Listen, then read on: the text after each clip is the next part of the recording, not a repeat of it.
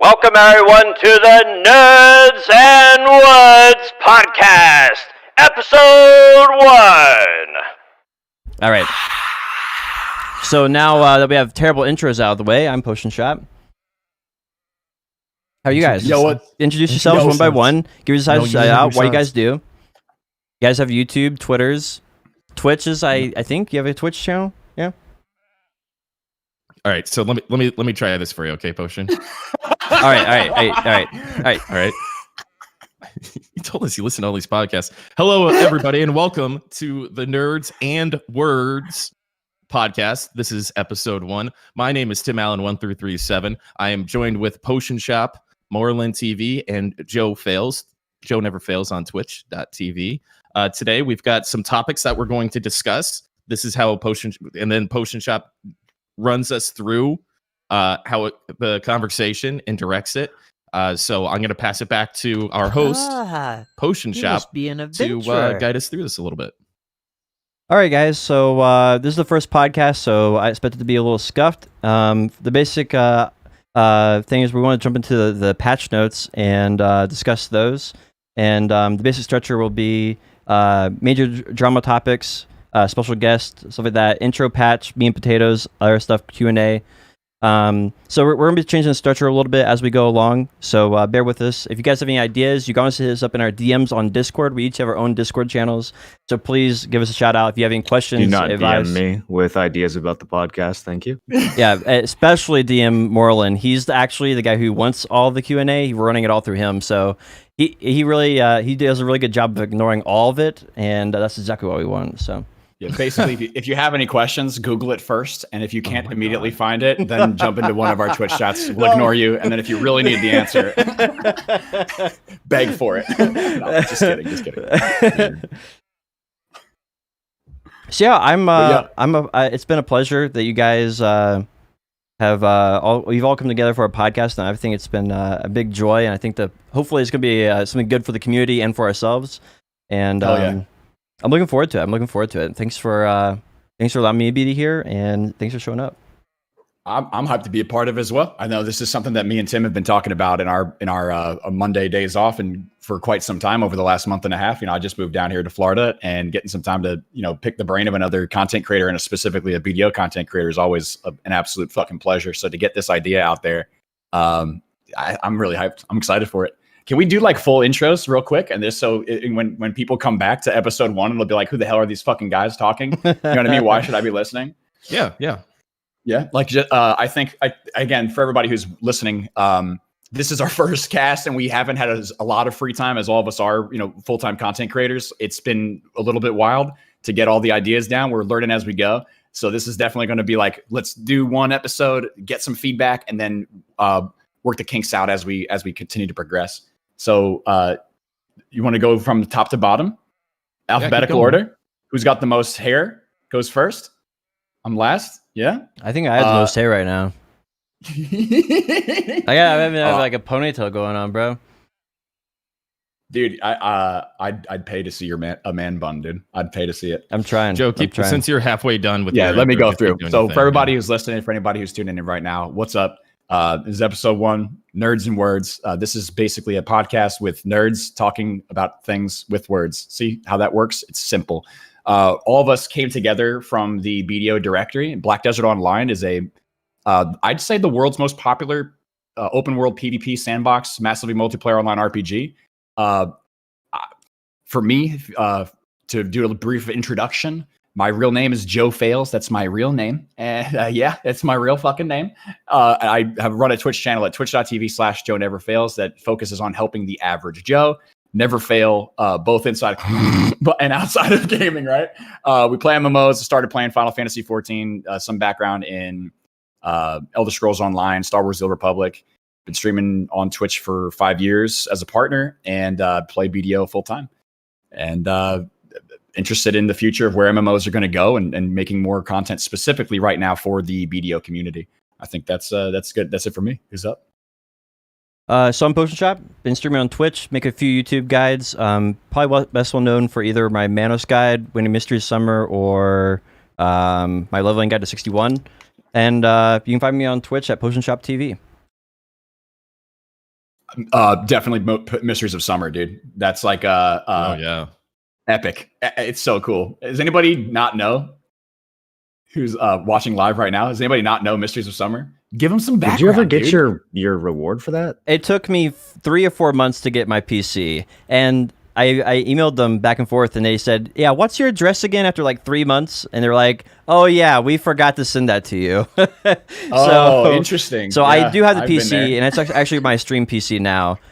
Funny enough, I won it for playing BDO, but because I couldn't actually play BDO on it because of software that came pre-installed on the PC, so I couldn't play the PC. I couldn't play Black Desert on the PC. I won for playing Black Desert. Is that Actually, ironic? yeah, it's just super. It was ironic. Alienware though, yeah. Yeah, it was Alienware. It's a really nice Okay. PC. It's worked out nicely for now. Yeah, Alienware, give some. man, you must get a lot of girls with that. They like the neon. I think that's what gets them.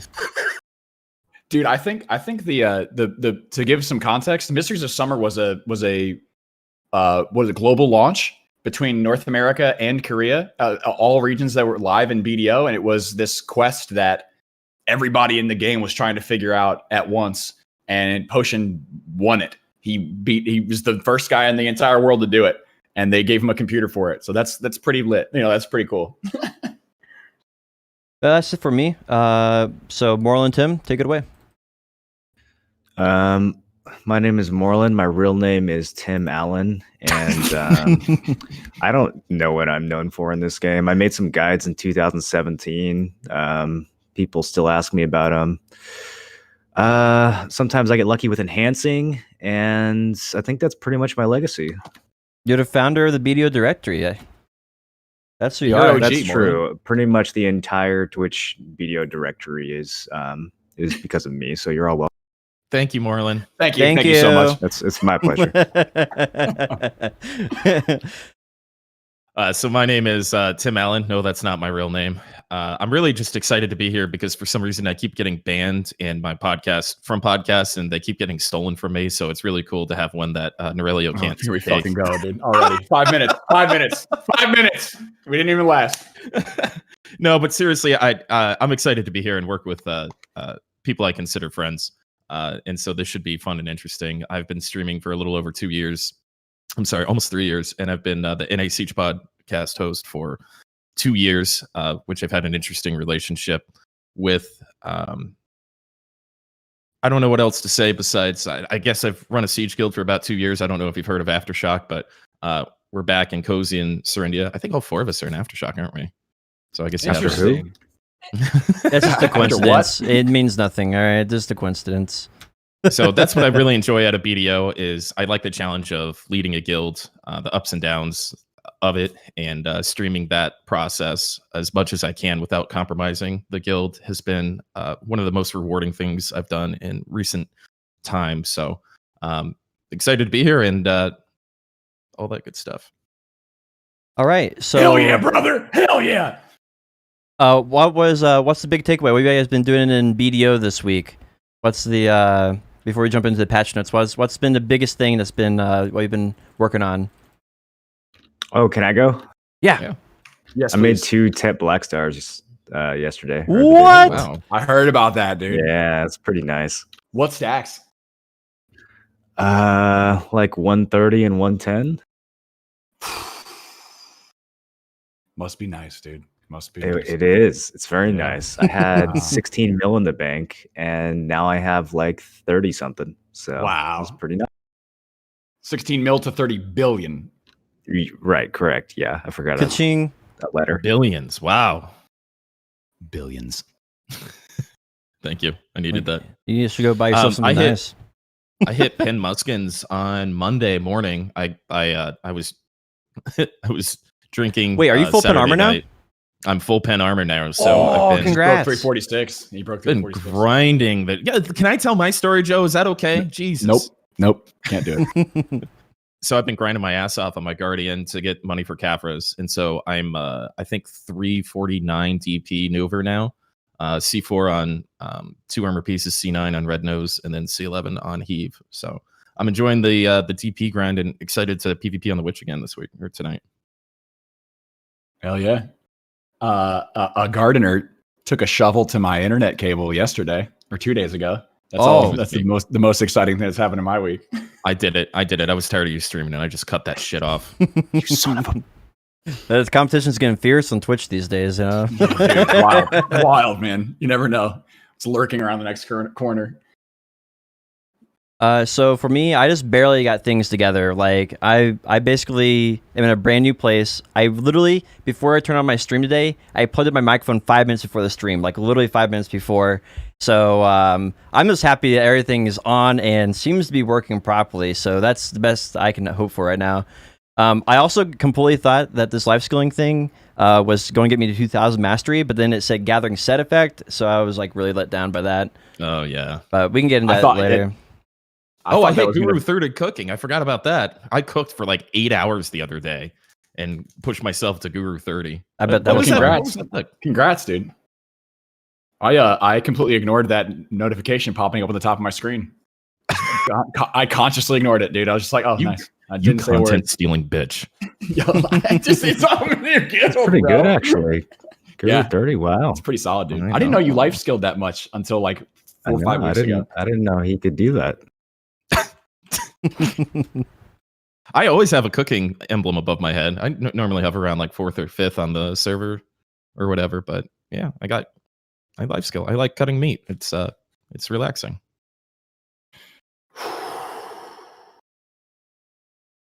Oh yeah. Now what do we do, Potion? I think it's something about patch notes. So let's jump into it. What was the big takeaway that you guys want to talk about on the patch notes? Well, there's a ton of the events are awful. What's awful about the events? Whoa. I think the life EXP on the event, but these are some of the worst events I've ever seen. I'm actually insulted that they think it's okay to put events this bad into the game. So let's start with the Patrigio event. Wow, I can now spend 50 energy to pay max price to Patrigio for Caphra stones. That's so awesome. I can't wait to spend all my energy to pay more than the market value for an item that I need very badly.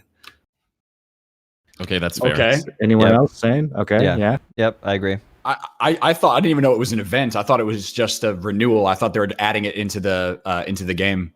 I didn't know it was an event. We were promised a Night Vendor rework like a year ago. It never happened. While ago. We finally get a Night Vendor event, and it's just a copy and paste of a KR event that's not relevant at all in our region. So that feels a little lazy to me. Yeah. Is it really an event though? I think where does it? I think this is permanent. It's a Patrigio shop renewal, May 13th to May 20th. Oh wow! Where it says new events, that's where we know it's an event. It's under the events section. Yeah. Yo, my bad, dude. It's okay. I can't read. Okay. I feel you there. I feel you. All right. So I completely misread that. Yeah. Wow. The thing that got me about the life skilling one in particular was you can turn your loot scroll into a life skill loot scroll. It gives you 100 mastery, but that equates to about 8 million an hour, where a loot scroll is worth like at least 50 million an hour. And if you're a low end player, maybe 25 million an hour. Like it's like, why would you ever change it over?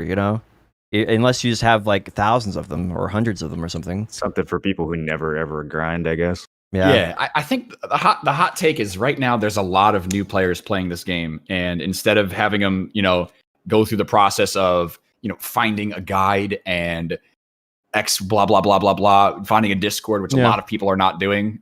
It's allowing people to get X intro. I think with a shy, I'm what am I 750 on my gatherer if I have the clothes and the accessories and the tool. So if I wanted to pick one particular thing, it would at least get my foot in the door to break that first point over spending a couple 100 million. So they can at least start getting EXP during this event, make some money, and then maybe use that to buy gatherer's clothes to test out whether they want to be a gatherer at all or a life skiller at all. So I think for end game, this is completely irrelevant. But this has got to be something good for somebody who's never life skilled at all before. Yeah, that was my first opinion. I do think it's good for new players. I'm kind of like, I guess my perspective is obviously jaded because I'm more on the veteran side, but it does make sense for new players. I do think it's a good foot in the door. You don't have to worry about getting a tool. You get a free tool. You get free clothes, right? It's like Oasis gear for life skillers, which is fine. I'm not super upset about that event. It's the Night Vendor event yeah. and this silly this map piece and potion piece event also rubbed me the wrong way. Yeah, I agree with the potion piece thing. Or pardon me, the map piece and everything else. You've got Achman and you've got Histria in Gyfenrasia. Like, you're talking about putting the two coolest treasure pieces for the compass, the most, in my personal opinion, the most relevant treasure pieces in the most irrelevant endgame grind spot possible. But it doesn't bother me that the spots that they put it in. What bothers me is that they only chose very specific mobs to drop certain pieces. And so it's actually worse to grind the event than it is to just grind the regular spots. Like the Rhonoros piece only drops from the big crab in Upper Sakraya. There's like 3 or 4 of those things in an Upper Sakraya rotation. Wow. Compared to, 30 Guardian / catchers in a Rhonoros rotation. Like, it's preposterous. No one would ever grind that. It's actually 10 times worse. I don't see the purpose of the event. It's literally just there to trap like players into making bad decisions and wasting their time. It's almost like sadistic. Interesting. I Do you feel think that's a pattern though? I feel like it's just they just took the same number, copy pasted it, and then just didn't count because they're not playtesting it. They're just looking at numbers on a piece of paper, right? So I mean, it makes sense if you just think they're copy pasting it, but it's like I kind of wish they would just go in and play test it, just 1 hour play test, or like looking at the numbers and comparing, like like how many monsters can you kill or something like that would greatly improve the appeal, right, and the quality of the game. I think you're right. I think that there's been, and I'm sure Merlin has a big opinion about this, I think there is a distinct lack of playtesting. I think that's an interesting point to keep like in the back of your head when we go through patch notes and events and stuff. That it's hard to play test this game in the ways that they change it, right? Like Siege and all that kind of stuff. Because it's like, to be in a Siege guild, you have to be in a Siege guild. You can watch Siege, but until you're in Siege, it's very difficult, or helping organize a Siege force. It's very difficult to figure that out without playtesting it. And how is playtesting that even, feasible? Yeah, I guess for larger scale things, it makes it more difficult, right? I guess that's reasonable. I guess you'd have to go off player-based, thoughts on that, right? You can't really do internal tests because you can't get 200 people in-house testing, right? It would seem like that would be a good idea, right? Yeah. Well, on KR they do have a server that if you own the regions in KR, there's a special server you can go to, and you can go and test things on there. It's only for people who have who own a region guild in Korea, though. You'll have to ask WTF Blue sometime if that's still a thing or if they removed it or anything. But that was a thing for a while where region guilds could go and test things for the developers, like new tests. Like that's when we found out the Lingering Super Armor and Warrior was removed first, because it was the Korean players going to that special server and testing it. I think since then, they released Global Lab, and that was probably the replacement for that. But it's something that I would like to ask what WTF Blue about, right? Well, see if that's still one thing. Yeah, Siege is one thing, and testing like that type of stuff in PvP is one thing. But to do what Moreland just talked about doesn't require, Yeah, like it's looking at the exact amount of mobs. Hey, let me make it drop from this one. There's 12 of them over here, and there's 3 on this. Like that's just ignorant. That's just like simply ignorant. Where, hey guys, let's throw this together. Let's drop them from this mob, whatever. It's irrelevant. It just doesn't make any sense at all. It's just not even knowing the game. That's not knowing one piece of content within the game. That's not counting right. It's particularly like insidious because not only is it bad design, but it's bad design in a way that traps players into making poor decisions. It's kind of like how hidden stats work in this game. Like the stats are so convoluted, and this has gotten better over time. But in the beginning of the game, stats were so confusing. They would actually bait you into using bad items, like the whole Heave versus Gaia thing. The stats would straight up lie to you about what they actually did, and it would just cause you to make bad decisions. And I feel like the same thing is happening with this potion event. Like there's plenty of people who aren't going to be, following the spreadsheets as far as like what's dropping the piece and what isn't. They're not going to know this. Most people are not going to realize. They're going to go out there and grind the event and have no idea that they just wasted 2 or 3 weeks of their life on something that was 10 times less efficient. Well, that's a deterrent from creating more content, though. If I just make you play my current game longer, why would I have to give you more content? That's like the pattern of this game, period. I mean, if that's really the mindset, though, that's just don't you think that's what? It there?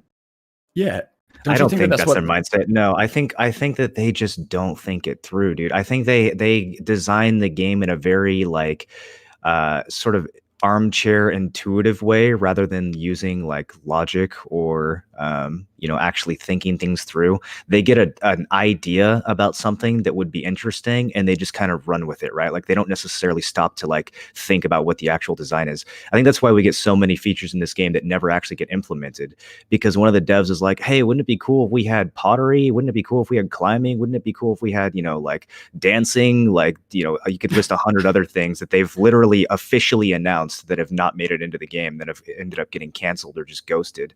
And it's because like they just kind of do everything based off of emotion rather than like, and you want some of that in the game, right? You don't want it to be like overly designed where every class is identical to every other class and it's perfectly balanced. Like there's definitely extremes in both directions, but I feel like this game suffers from kind of like a lack of purposeful design and too much design by feeling. Well, I think it's all. Go ahead. I think some of the reason they did this is there's only certain spots that are relevant to grinding, right? And those certain spots keep changing as the game evolves, right? Like nobody's really out there doing mansions for any reason, or unless it's ironic. So then they're making these different spots kind of relevant. And so where it would not make sense for high-end competitive players like at least three of us, it may be refreshing for a casual player to now have a reason to go to this, because it's an MMO. It's supposed to be about immersion and going across the world and a little bit of Calpheon 2 RP kind of thing. And so for a casual player, it may be entertaining for them to have this thing to work towards, because they don't care about gear. They don't care about PvP. They just want to look pretty, dye their shit gold, and then grind something that seems interesting to them. And so I think this is scratching a lot of itches. I think what they do here is scratching a lot of itches. I love the idea of giving people reasons to go to grind places that they wouldn't normally go to. My argument is that this event doesn't do that. It baits you into going somewhere because you think that there's an incentive, but you're actually just being sort of tricked by an event that's really like detrimental to you actually getting the item that you're going for. I think that, okay, so if I'm going to take that thought process and say they're not conscious, let's say, like, take it at face value, they don't know what they're doing. They're just willy-nilly creating content in the game for us, right? They have no idea what they're doing, what the byproduct of adding in like horizontal activity outside of like the end game, let me pursue Pen C20 hard cap armor, right? It's just an accident. They're just making whatever the hell they think. That's some guy's throwing out an idea. I disagree with that. I think that they do know what they're doing. I think that they're trying to find ways to spend the least amount of money to get people to play their game longer and grind to avoid hitting the end cap of inevitably stopping playing BDO. And I think they're really conscious of that shit, dude. I think they have a very good eye on exactly where the KR community is, exactly where NA is, exactly where EU is. And we're only going to see X new stuff, X new gear, X new game-breaking thing, X new great content when enough people get to the place where they're either going to stop playing the game or not continue unless they have actually something new in the game. That's what I think, dude. I don't think that they're so ignorant to the game that they're playing, ignorant to the content, their own content creation. I could not imagine them actually not seeing that or not knowing that. It might be the case, but I just you think that people are that close to maxing out though? I mean, we probably have I think there are multiple people in North America in the entire game who are that maxed. Like out of tens of thousands that are playing. Well, you think there are people that are hard cap. Small handful of people. There are people that are hard cap right now. They have done it. They have made it to the max, and they don't like outside of griefing other players, RBF, and fighting with their team. They're not grinding. What are they going for? What are they doing? I do think it's going to be a problem in the future. I think right now the number of people experiencing that problem is not significant enough portion of the population for the developers to be concerned. I do think that in a year from now, maybe that would be a big concern, because I think a lot of people in high-end guilds would be full pin in like a year from now, right? Especially if the marketplace is the way it is. That's the nature of the game for the next year. That's actual competition. Is 650 I think it's interesting though. 720. I do think it's interesting. Like I think that overall, I think these events are probably not well thought out. I think that when it comes to new game content, like new boss armor and stuff, I think that's the things that put the brain power in. Like, hey, how can we make people grind another 1,000 hours, right? I think these events are just poorly done because you can just look at the math on them, and it's like anybody with a brain would be like, yeah, the math is just like doesn't add up. Like if you had a, if you did any math at all, it would have been, it would have made sense. What else in the patch notes what interested you guys? 50% life skill EXP, man. I'm hyped for that. Air horns. So that's a good event. I like that event. It's for noobs, dude. It's for new players. What? I would think it's good. The only thing I think is bad about it is bartering. I think trading is arguable, but bartering makes no sense. Why it doesn't? Is not why it's not included. I totally agree with that. Yeah. So, but I mean, I think it's really good. It gives life skilling a reason to go out and do it. You can pile into cooking, gathering, or hunting, because hunting is going to be good in Ordelito, from what I hear. That's the rumor. So, like, it gives you lots of things to work on in the game that you otherwise would probably be like, do I really? But now you can be motivated for 20 days and have some fun. I think it's a really good event. I hunted for the first time. Yeah, because of this event. Yeah. You guys are actually hyped for the life skilling right now, Moreland and Tim. You guys are both hyped up for the 50% EXP. Yeah, I went from Guru 26 to Guru 30 in like one day. I would call that hyped. I went from beginner 0 to artisan 2 hunting in the same day. I'm saying, yeah, but you've been cooking. What are you trying to new? Are you trying new life skills? Are you genuinely interested in trying something else that you might like, or are you just two sentences ago I said I went from beginning 0, have never tried hunted, and because of this event I tried hunting, and I didn't care for it, but I tried it because of the EXP. It motivated me to do that. Keep up, kid. Yeah, I think that's good. I was. If you listened to what I said 2 sentences ago, I asked Moreland and you, bro. Yes. There are new life skills for me, dude. I've done everything in this game. Yeah. Where are you? Where are you life skill wise with this shit then? It's extra XP while I'm AFK processing and playing Last Oasis. Okay. So that's pretty good. Okay. Oh, okay. That's what I'm trying to figure out, dude. So new players and pursuing different life skills you've never done before, both benefits. Now, I think another big change that I think a lot of people, it's really hard to measure the impact of this, is that they did a lot of Awakening buffs this week. What are you guys thinking about these Awakening buffs? Like a Sorceress Awakening is actually starting to be a little tempting for me personally, again, for PvE. What do you guys think about it? Right? Yeah, it's all PvE. So it's all... Yeah, mostly. There was a couple lot of skills PvE, that changed, just like reduce cooldowns in general. Like Ranger got a couple, but most of it was just straight PvE damaging.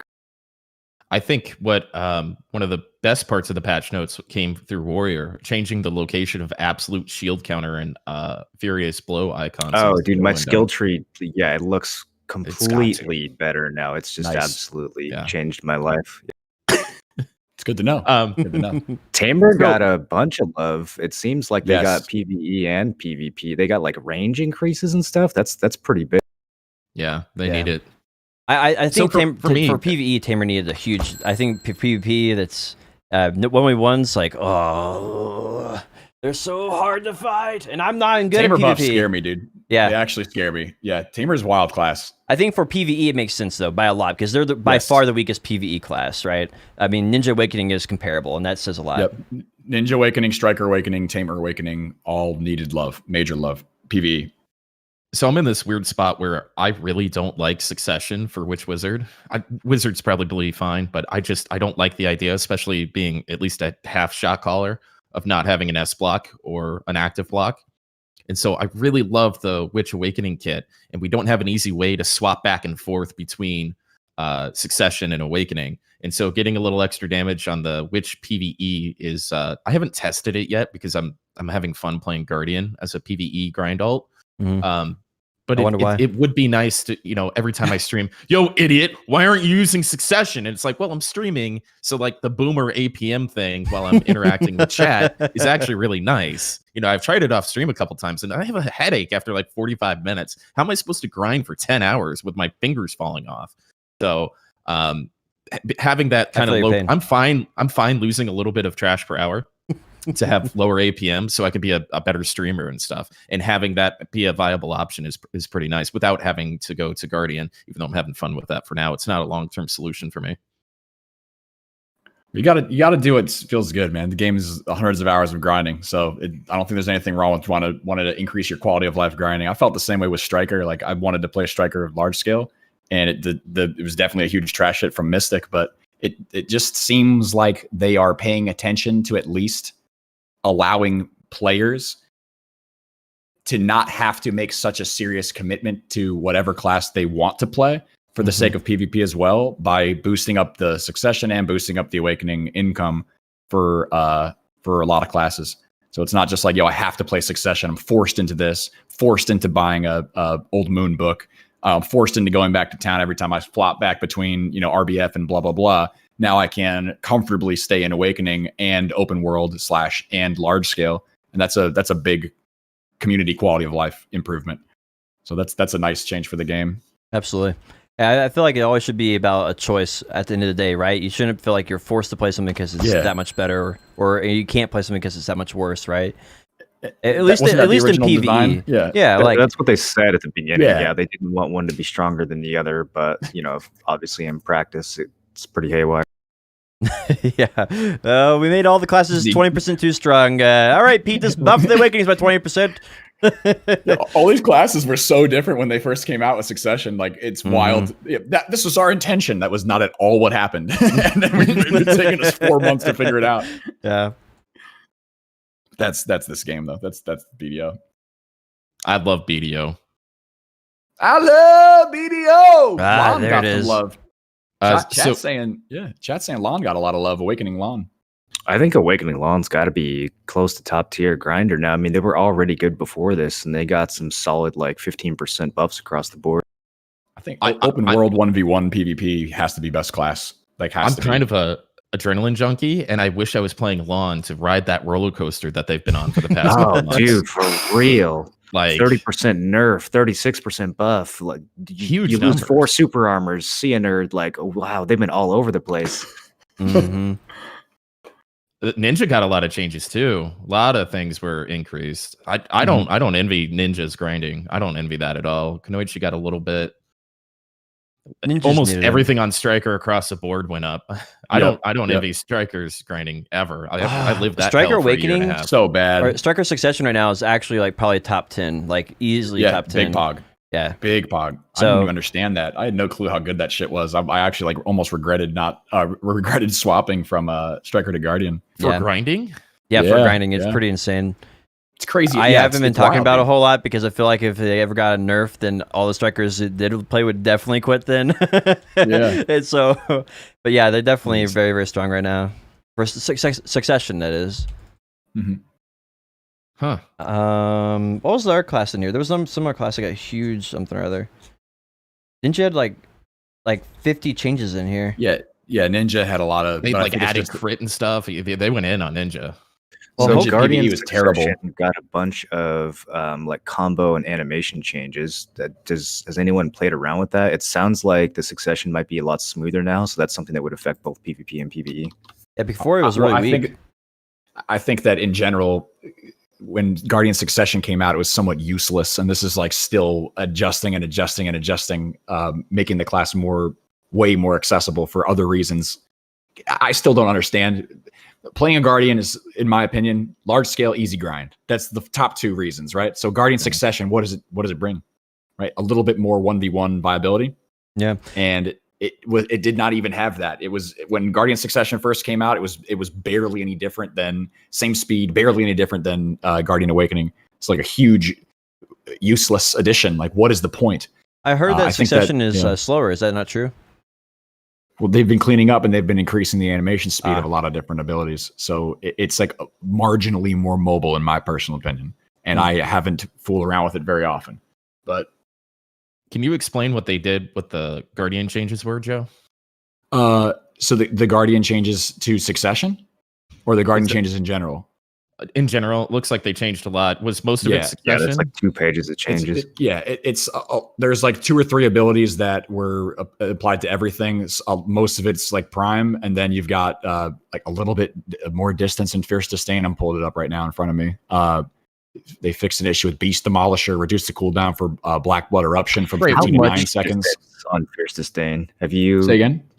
It's longer. It's longer. How much better is it? Significantly better? It's 10 to 15% longer. It's not crazy, but that's a big deal. Goofy swing afterwards, right? Because every time I see a Guardian iframe, I just wait a second because I know exactly what's going to happen next, and then I grab the mini. The distance is actually still really important because you can like sneak behind a corner in line of sight. That's the main place where I'm using Fierce Sustain as well. So like if I'm around the corner, I'm taking a big swing, Shift LMB, and then I Fierce Sustain slide away. I'm protecting myself a lot more easily, which is when you're trying to escape, you got to use every single tool in the kit. So that little bit of extra movement is nice. It's not like a game break. You're not going to become a god just because Fierce Sustain moved, but that's part of the iframe. So more survivability on a class that, again, a lot of people complain about has a lot of survivability because of the damage and also because of the because of Infernal flying away. So, like I'm obviously not going to say, we didn't need that, but I don't think that that's like the craziest thing in the world. I'm actually really interested to see what they're doing with the suck other changes, like the Prime Bold. Like I want to try out Succession. The more that they add, the more I see people trying Succession Guardian, the more interested I become in it, because I thought it was dog when Succession first came out. I thought it was an absolute waste. Honestly, the only reason why I would have ever tried Succession was because of the 100 DP on Shift Q, and I don't think that even making that decision makes a lot of sense for anything but like a very situational push. The super armor. What's this so hard with the Awakening, right? Because like the Awakening is so like, well, it's really nice. We'll say it that way. Yeah. It's like why would you play anything else when you have the Cadillac? You're not going to drive anything else. You're trading off the 4 strongest, largest AOE abilities that Guardian has for what I don't think is a relevant, utility kit. So, Cadillac. How are the Raboms? They give you guys Raboms this week. Yeah, so the Raboms are nice. The 56 and 57. There's a super armor on 56 and there's a heal on 57. So there's a 400 HP non-protected heal on 57. So if you're basically what, dude? What's wrong with Cadillacs, bro? What's wrong with the caddy? I don't know who came up with that idea. I mean, I guess they'll use it. I'll take 400 HP. Dude, I know. Like the 400 if you pop an E buff, you're getting a 500 HP heal from E. You're not necessarily going to use it that way, but if you need 1,000 extra HP, you E buff and you 57 Rabomb. That's 1,000 HP heal, plus you're still protected for probably 8 more seconds in super armor. You can still run in. You can still run in and shift LMB with no animation. There's a lot of things you can do with that. Sneak behind. You can again use the extra distance from Fierce Disdain. Sneak around a corner, pop that Rabomb, pop into your shift Q. You're right back in. You're only unprotected for about a second and a half, and if you use your positioning correctly, that heal gets you right back into battle. Yeah. I like that quality of life because that lets you, like, if you're talking about actual gameplay loop of engage, disengage Guardian correctly. If you're talking about RBF or even large scale, you're preparing, pre-buffing, watching your surroundings, diving in, dropping protected damage, and you're disengaging when you feel like you're about to die. You sneak behind a corner, you heal yourself up all the way, and then you go back in and do it again. And this gets you back into battle faster, which is, I think it's it's a nice change. I like that a lot. I think that loop feels good. Yeah. And also it's unprotected. So if you see somebody doing it, you just clap them. You CC them and then you're dead. So has anyone seen the Shira bombs? What are they? Are they good? Do they create options? Like what do they do for the class? Yeah. I don't know what the orb that follows you around dies really fast. So I don't know how useful that is. Yeah. But I haven't really seen it used that much. And it didn't give us the music part of Shy yet, right? I know. Whoa! I totally forgot about that. Is that on Global Lab? It's on Global and KR. It's out. It was on the on the roadmap that they gave us too. They said they're going to give us Shy music roadmap. Well, I mean, but at least they did everything on the last roadmap, but like one thing, right? So I figured they would do everything on this one, but one thing. But so far, they have done nothing on the new roadmap yet. So I don't know. Toilet paper is more valuable than that fucking roadmap. Yikes, you're not wrong. I mean, toilet paper is pretty valuable right now. Exactly. I'm being serious. Yeah, so I'm interested to see what the Shy ones are, but yeah, they're supposed to do Shy music on the roadmap, and then they're supposed to do the Papu and Creo Island and Port Grana, and then Ordolito is supposed to be after that in next quarter. So I don't know. Wasn't it Q2 Odalita? Q2 or Q3? It's a dartboard. I think Q1 was the first stuff, and Q2 was Ordalito. Yeah, so we're still a month. We still have a month and a half. Yeah, like I think they're gonna be roughly on time for Ordalito. We'll see though. You never know with Prohlbus. Congratulations. The one thing Prohlbus is good at Fingers is crossed. being unpredictable all the time. Yeah. Well, is that really unpredictable when they're always late? Fair. All right, so what's the next thing on the patch notes? Let me scroll down. Check your mail. You have a Garmoth bundle if you haven't opened it yet. Ooh, I think that's pretty good topic. Yeah, what like they gave that to everybody, right? I didn't go to Garmoth and I got one. Everyone that was logged in at that time, an hour before, hour after, I think. Imagine logging out. Only time I log out is when the power goes out. So I think the only thing I really have to say about Garmoth is that it's the worst world boss in any game ever for any reason. I hate the lag. The only thing that's good about it is that it's a nice flat open area that draws people in for open world PvP. But the actual encounter, the drop rate, all of that shit is awful. What do you think about the rework for it? Awful. Do you think the rework did anything to help that? I haven't seen the rework. I'm sorry. So, okay, yeah, they did I rework heard it. it actually made the fight longer. Yeah, I think that it's Jesus. longer but less jumping. He's like, I think he's like 30% more HP, but you get to actually fight him now. How much fucking longer do you? okay, listen. Hot take here. Hot take. Okay, so I thought that the reason why they added in those like mapped out time-based iframes was to like when the server-wide announcement goes off for people Pepegas that were out in the middle of nowhere, they could say, "Oh, damn, I'm about to miss Garmoth," and they still had time to stop what they were doing and make their way there. Oh, right. Okay. That I thought they were basically saying this is always going to take 10 minutes long or longer to give people a chance to come in. I didn't experience it that way. I thought it was pretty swift, like 7 to 8 minutes for this Garmoth.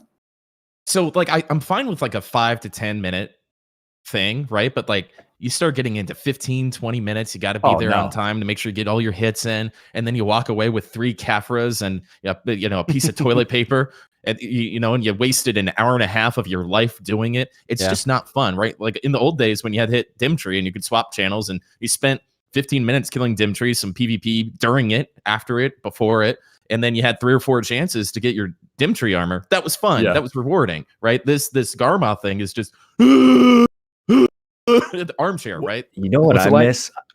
I miss the days when warriors had to perma iframe while taunting Mudster so that the rangers could DPS and take all our loot. That was sick, dude. I want to bring that back. Mudster, man. There's got to be a happy remember medium. the Mudster dance? He would go under the ground and everyone would panic. Oh, dude. Or beg, like fun, one-shotting you from across the screen. Yeah, I love that. Honestly, some of my first early memories in BDO come from Mudster. Like fighting Mudster was really fun because I knew I was going to die. I knew I was going to die. At the time, I thought that was a good change, but I kind of miss those days. I kind of do. Yeah, I was going to pop this question, dude. These Zoomer-ass Steam players have no idea what we're talking about. They just want to show up, get their loot, and be nice and safe, right? They just want to be nice and safe. You guys should roll back to the fucking Mudster days of what the game was really. They didn't have Gym Vipers back then. I don't want to go back now with Gym Vipers. Back in my day, we fought Mudster every day. That's why we played hours. Xbox. He sits out there. We got to relive that. He never dies. He just sits out there for hours. Yeah, kind of. I was in Heidel the other day, and my map glitched out. Like I could see through the world, and I saw Mudster just staying on air out there. He was just out there, just chilling, just standing out there in the middle. I was like, "Oh, it feels bad. That's no one wants to kill him." I think they should add World Boss PvP back to Arsha. I think they should let us fight World Bosses on Arsha if we wanted to, if we really wanted to. Yeah, and I would love that anyway. Like, just not take it out for everybody because PvEVP content is enjoyable. There's not that many games that have the PvEVP. Like before and after is great, but I also think that during is really exciting. There's a lot of games that have been coming out, a lot of games that a lot of games that are coming out, a lot of games that have come out in the last 6 to 8 years that have some type of PvEVP where you're fighting a computer thing and you're also fighting other players for it. You're fighting some type of a boss against other players. I honestly enjoy some of that PvP more than Garmouth a lot. I do like that a lot. I don't agree with the do. removal of PvP during bosses in general. I don't know. I think the only Like boss if I it would was really say, that bad, I think they could have made it so that bosses, like if you die to a boss, you don't take death penalties. Maybe that way, like if people Yeah. get last hit while they're Yeah. PvPing, There's that t- would be fine. But completely disabling it seemed kind of knee jerk to me. I think there should have been two changes. One, that you all loot is like Vel, and it all goes into your Black Spirit Vault. That way, there's no chance you lose it. And then the second change I would have made was that there'd be no killing at Vel, because I think that makes sense to lose your boat out there. You get stranded forever. It takes you like 5 hours to get back. That's kind of like that. I think there's an argument to be had for that one boss, but all the other ones, I think PvP is an enhancer, right? It makes the game more fun, more spontaneous, more enjoyable.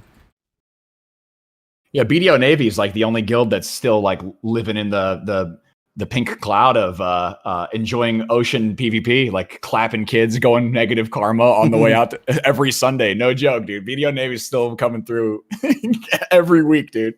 What's I love a pink that. cloud? It's like the magical journey. Like you're riding the hype and the innocence and the naivety of like, oh man, I love VDO. This game's so great. Yeah, hell yeah, here I go. Man, I got my first try. Yes. Before the nonsense of holy shit, I'm gonna have to grind for trillions of hours to get my next upgrade, right? That's the pink cloud, dude. Okay, so that emotions color is pink. I got it. Thank you. Yeah, it's pink, dude. Yeah. It's pink, dude. Do you want it to be a different color? Do you not accept the color choice there? So, how about we move on from this for a little bit? There's somebody in chat said something, and I think it might be an interesting thing to talk about for a few minutes. Somebody asked if Moreland enjoys anything about this game anymore, and I think that's an interesting topic to maybe touch on, like why we still play the game outside of streaming, or would we still play the game if it wasn't for streaming, or what we still enjoy about the game a little bit.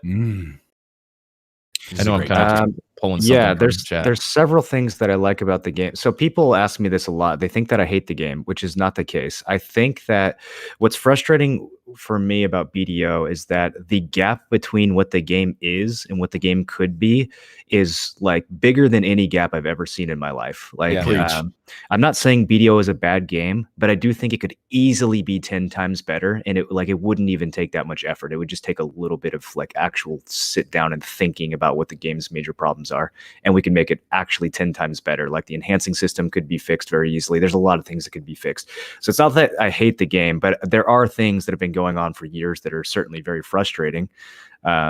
Things like Warrior FPS or Warrior DPS being tied to FPS is just insane to me. That makes me not want to play the game. Like there's lots of things that are frustrating, but I don't hate the game. I wouldn't quit the game if I wasn't streaming it. But there are definitely times where I want to take a break and go play something else. I mean, I've been on this game for 4 years. I think that's only natural. I'm sort of like the same way. Like my thing is I enjoy going for level and going for gear, right? But like at this point, like going for pin accessories and stuff like that, it's like it's a drain. It's a drain for sure. And so like I main reason I keep on streaming is mainly for the community, right? Like I want to provide community and help people enjoy the game better, and so I get fulfillment in BDO by making the game more enjoyable for other people to play, right? Because I've already been there, done that. So why not turn my 100-hour experience into a 10-minute answer, right? And then help them out. That's why I would kind of wake up and keep on streaming every day and keep on playing BDO, because I enjoy that. When someone says thank you in chat or I don't want to do anything that helps other people unless it directly benefits me. Dude, right, bro? I'll drink to that. I'll drink to that. God damn. I fucking love that, Moreland. I love that, dude.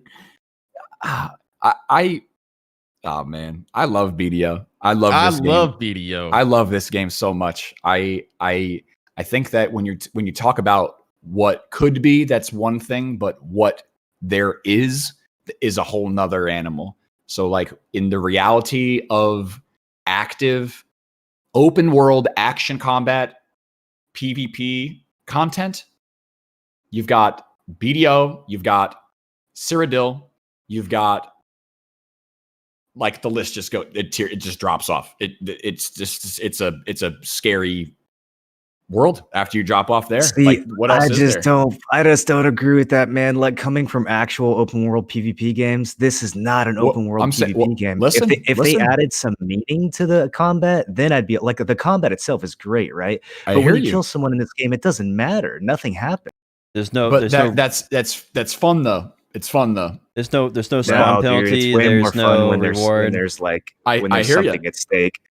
Yeah. So Arcage, I think had a better open world system, but the fun of it, like actually fighting. I think that fighting, just for the sake of fighting, is fun. You're a big fan of the feel of the combat, right? That's what you're saying. Yeah. And But I also like, what else is better right now, Moreland? That's what I'm saying. I think what like I could list some games. What I enjoy is I like the meaning behind it, right? So like, is there a leaderboard that I'm going to like? Am I going to lose gear? Am I going to like lose crystals? Right? Like, what's the cost? If there's no cost associated with it, then there's less meaning. Yeah, it can still feel awesome, right?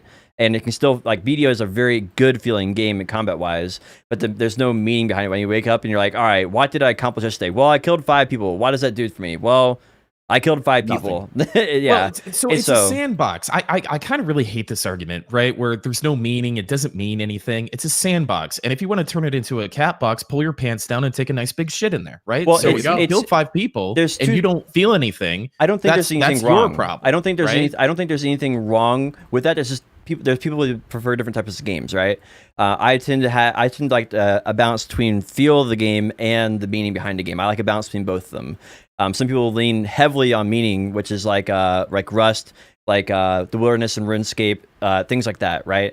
And BDO is basically, it leans extremely on the feel-good combat, but no meaning at all, right? And it just depends on what kind of game you prefer. We all prefer slightly different games, but it just happens BDO crosses over a couple of those boundaries.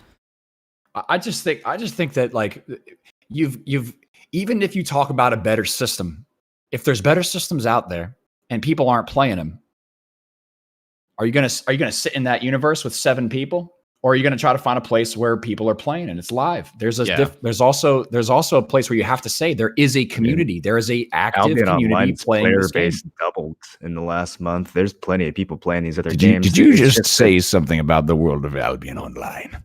It's just that some people don't want to play an isometric, phone-looking game, right? So, like, the actual combat in BDO is much superior. But as far as PvP, like, I'll take Albion's PvP all day long, because when I kill someone in Albion, it's way more of a rush than killing someone in BDO. Like, the two aren't comparable. Even though BDO's combat system is far superior, it's so much more enjoyable. I could PvP in Albion all day long and never get tired of it. And BDO, it's like, oh, I spawned at node for the 38th time, like, let me check the war score. I guess we're winning. It just doesn't have that like sense behind it. There's nothing visceral to it. It's kind of just like, it's all about like, I don't know, bragging rights or something. It, like, outside of Siege, there's just not really anything to it.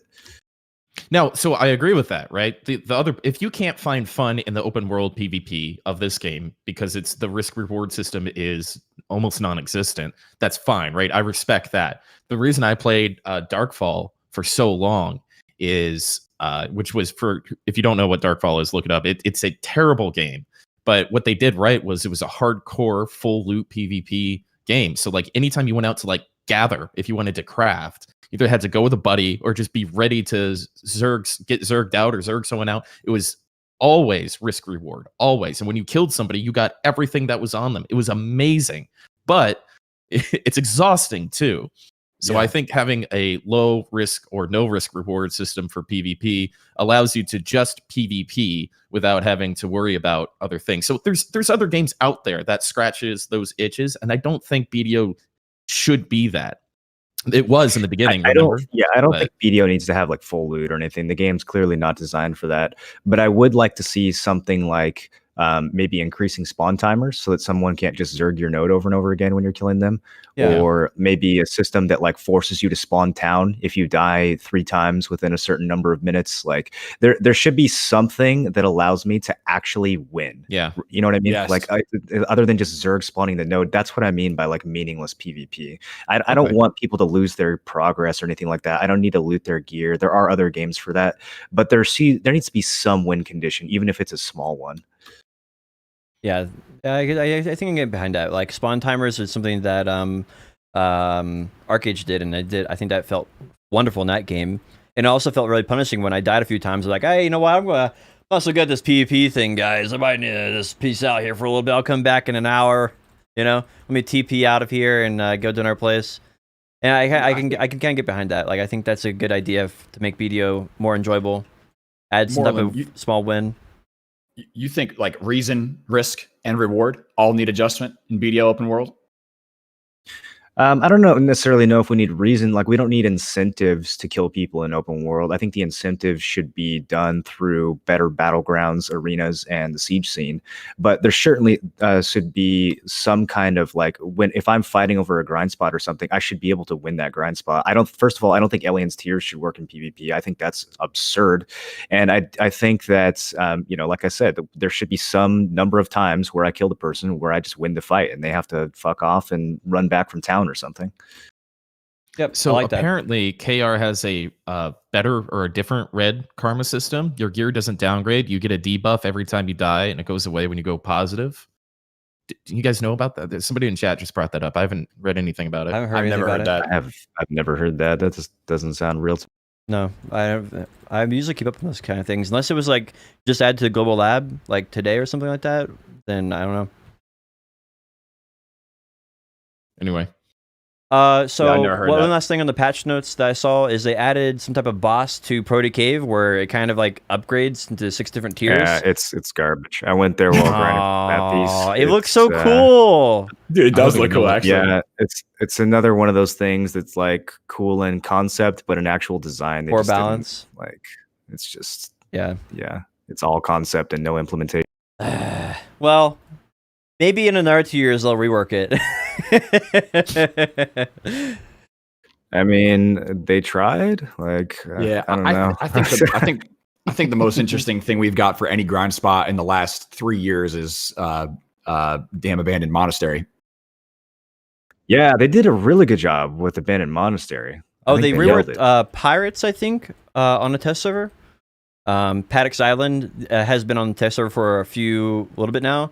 And are we doing test server now? Are we going into test server this week? Because there's juice in test server. I haven't gone through it, so you guys are gonna have to lead the way on that one. But I heard about Paddock's Island getting updated. What do you guys think? I heard there were huge changes on the test server this week. I didn't go over anything either. They recanted it together almost immediately.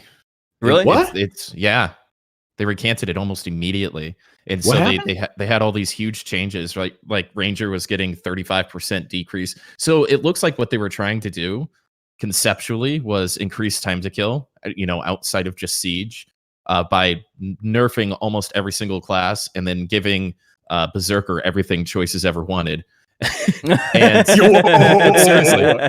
seriously, dude. No, but seriously, it like all of his talking points. It was weird how it hit it exactly. And so Zerker was going to be this god class, and KR had a fucking riot over it. They lost their shit, and they went, okay, all right, we're gonna keep this in mind. We'll keep it on the table, and we'll keep thinking about this. Yeah. Didn't they make a post where they literally were like, we're definitely not going to put this in the live game. We're going to keep testing it. Like they made a whole separate post trying to calm people down over those changes. Yeah, they're just like easy. We're serious. I feel like the thing is like you got to be careful. Like just if you go on Reddit and implement every single Reddit idea ever, you'll create the worst game in the history of video games. And you just got to be careful like what kind of ideas you take and where you run with them, right? And then also use critical thinking yourself as a game developer to decide what is correct for your game, what is not correct for your game. And I feel like that's something that they miss out a lot of times on. So that's why we get these like weird ideas implemented into the game, and then they have to recant them because like they have to play the game in order to understand what's good for the game, right? Yeah. I like that they're thinking about it though. Yeah, I do. I do think that they're going in the right direction. I think the thought process is the right direction. I think the implementation needs to be better, right? I think they should have tried it. I think they should have put it on the test server and just tried it for a while, right? I don't think there's anything wrong with testing something on the test server, but the type of situation that we get into is that the second something happens in the test server, people start screaming about it in world chat in game. They scream about it on Twitch chats, and they're like, "This is what's happening. This is exactly what's coming into the game. They're doing this." Yeah, they like sell their weapons. And well, that's still on the server. Somebody says it's still on the test server. But one of the problems. Yeah, I think it's still on there. One of the problems is that they basically never fix anything that's wrong on a test server before they implement it live, right? So we have this mentality of whatever goes in the test server is going to go to live server. And that wasn't true with Succession. They made some pretty big changes to Succession as it came out to on some classes. But that's just the mentality that people have right now, right? Because they've done that so much. Now you can find exceptions to that, of course, but for the most part, that's the mentality of the general populace, right? Which is why you have these negative responses like this when it's just on the test server. I don't know. I get really worried when there needs to be feedback. The test server is great. It's a great place for testing, but for everything to immediately come into the game that way, ignoring people's reaction is one thing. In addition, another scary thing that happens is just because one person that plays the game in one particular area of the game that has X amount of following in the game, that doesn't mean that making those changes that person wants is necessarily a good thing for everybody. And on the flip side, just because everybody in the game wants one thing, that doesn't necessarily mean that it's a good change for everyone that plays the game, just because it's, popular opinion. True. Or whatever. Those are two huge things that everybody kind of needs to understand. Like, everybody that is not maximum gear score, that wants to get to maximum gear score, would agree that they want this game to be easier. They want more for their money, and they want more for their money, more for their time. They want to be stronger than they are right now for free. Everyone would agree on that, but that doesn't necessarily mean that making the game that way would be good for the game. I think something this game suffers from is not finding the balance between believing in themselves to either publish or develop the game versus taking the community's advice at irresponsible times. You know what I mean? I'm trying not to dip into drama here, but like also it's a recurring thing where, it's like, we really want this. And they're like, all right, you can have it. And it's like, we really don't want this. And they're like, okay, you can't have it. Instead of them just going, look, this is, and explaining why they're doing it and having some kind of consistency and transparency about it. I think that's something that's plagued this game from day one. I agree. They need a council or something of people that they really trust to give them some sort of feedback, or maybe they do. I don't know, but it seems like a partner program or something. Wow, man! Imagine if BDO had a partner program. You might be onto something there. I'm not being coy. Why don't they do that? Am I the only one who's allowed to talk about this right now? Am I the only one who's allowed to go off if I want to? Oh no, I don't give a shit. I'll go off. Dude, I left the BDO partner program last week. I said flat out, it's been great. Take my name off everything. I'm out. I think that they've just completely dropped the ball. I think that they've completely dropped the ball with this game and this community. I think that the people that are running that damn program have no idea what goes on in the Twitch, no idea what goes on in the game. And it is outside of them giving free shit, which, a lot of people are going to want to grab for their communities and want to give people to.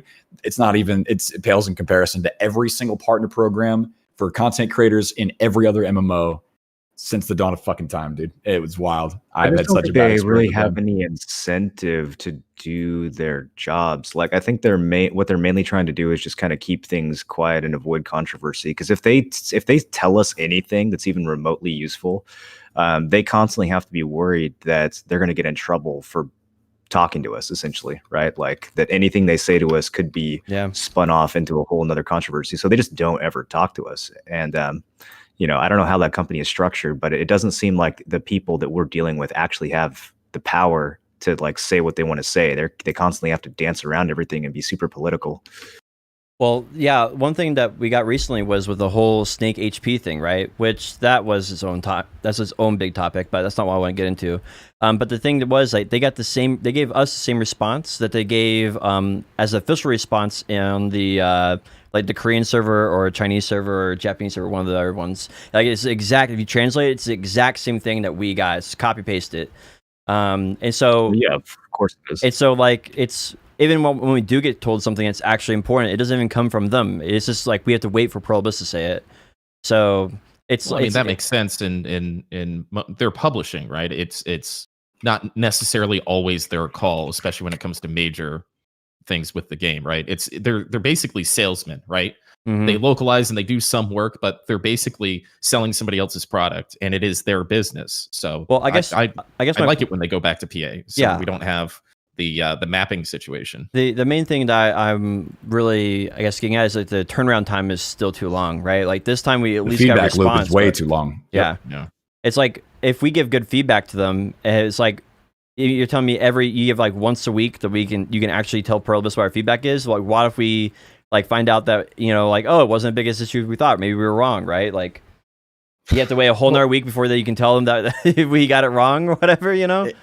It's wild because for situations that are occurring to a certain degree within a community, you'd expect more of an immediate response. And then when you're talking about like large scale changes inside of a game or what a community wants, there's a different like importance or level of weight that those changes carry, right? Yeah. So I think in general, there's a big difference between Western development and a really big difference between Eastern development. And I think that games that developed in the East they come from this like business-based value respect system where it's from the top down.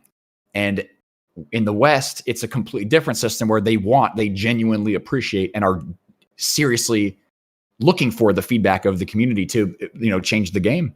I think one of the crazy things for me, at least from my perspective, watching the way that Square Enix grew and developed their community program and started listening to the things that the players wanted, there was this freaking boss that was a ball. It was just a ball, a circle. And they had a joke with one of the little lolly characters, the Lalafell, of like the Lalafell just like laying on the top of this ball. And that was how it was going to ride the thing. And they started putting in silly shit like that in the game. World of Warcraft does a fantastic job of giving the fans what they want in the game. We just don't see it. We just don't see that readiness in this game.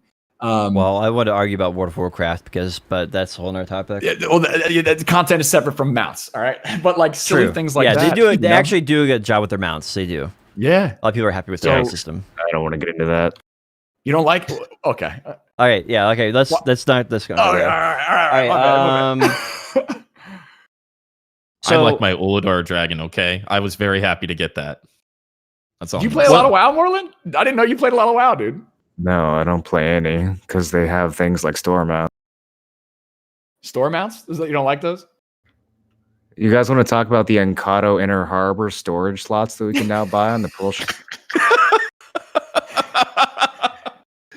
Spending $20 for a golden dragon on World of Warcraft upsets you? Have they given us Ilia Island yet? That's all I want to know. Do we actually have Ilia Island yet? Ilia Island's important. Do we have that yet? Ilia Island's the only one that's important. It's the only island that's important. We need that storage, and if it's not that, then wait, didn't they add that like months ago? I don't know. Did they? I don't think so. I checked a while back. Here, I'll check right now. Biggest interest in when I started bartering.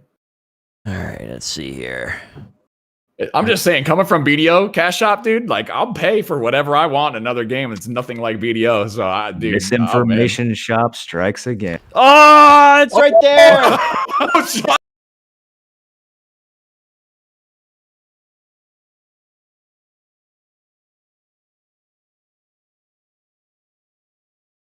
Well, this one's Encanto Inner Harbor is good for bartering, right? You can use keep all your trade goods in Encanto Inner Harbor now. This is why we have Moreland with Potion Shop, is to keep Potion Shop on the straight and narrow here.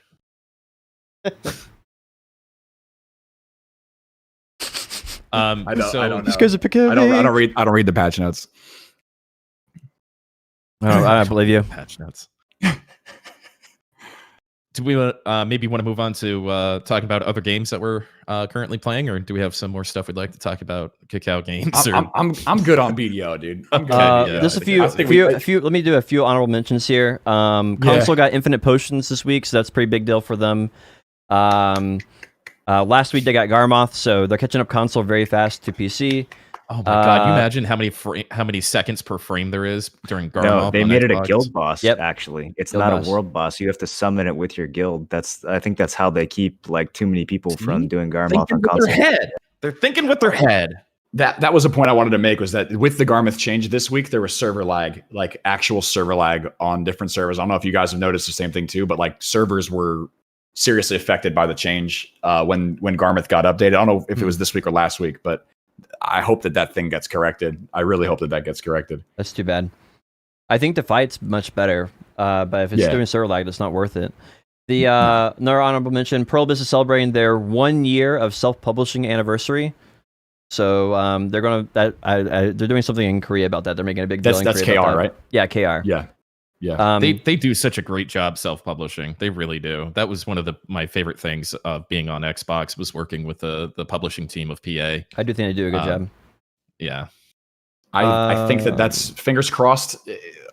What the best case scenario for BDO in the current moment is looking forward to a future where North America and EU are also self-published. I think a lot of the feedback from KR has been incredibly positive since PA took over. So I respect the hell out of that. I wonder what this game would be like if that was the same for us. Now, another big thing they did on KR this week is they implemented new guild missions across the board. So I think it's History, Ackman, Gaifin, Kamasylvia, Drigan, the Ordolito, the full shebang in Korea. So whenever we get that, that'll be pretty nice. We'll actually have relevant guild missions for the areas we're going in. So we can actually go and just grind and get extra money with guild missions. So that'll be pretty cool.